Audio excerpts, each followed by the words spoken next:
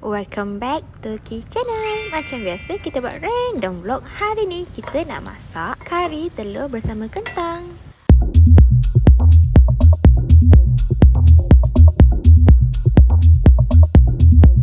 Sebelum mula sediakan bahan, rebus terdahulu telur selama 10 minit. Bahan-bahan dia sangat mudah, ini sahaja. 1 inci halia, 3 ulas bawang putih, 4 sekawan, 3 biji bawang, santan, apa-apa jenis santan boleh. Ini untuk hiasan lah. Terpulang nak boleh, tak nak pun tak apa.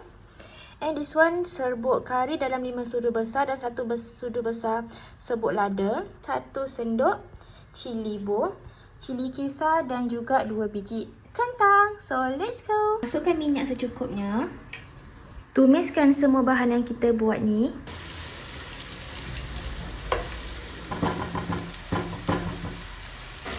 Ratakan sehingga naik bau.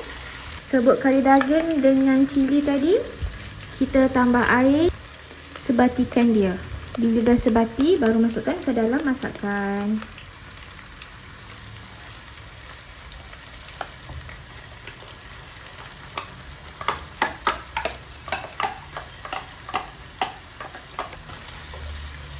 Garuk rata sehingga terbit minyak, tambahkan sedikit air. Dah pecah minyak, tambahkan air sehingga dia pecah minyak sekali lagi. Ulang sehingga 2 ataupun 3 kali. Ratakan dan tunggu minyak pecah. Maksudnya minyak terbit. Make sure pakai air tapis ataupun air yang telah dijeram. So sementara kita nak tunggu dia terbit minyak, bolehlah kupas kita punya telur. Siap je daripada kupas telur, masukkan kita punya kentang. Masukkan 2 sudu teh garam.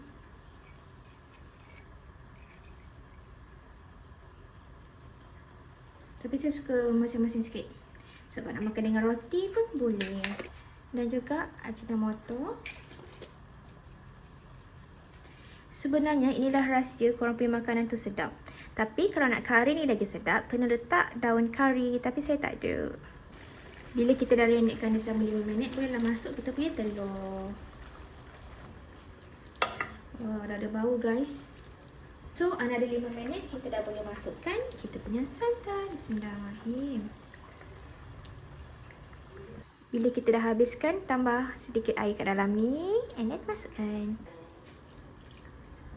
Masak je macam biasa. Make sure tak naik kepala santan.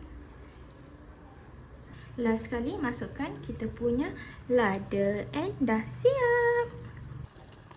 Terima kasih kerana menonton. Korang jangan lupa like, komen dan subscribe tau.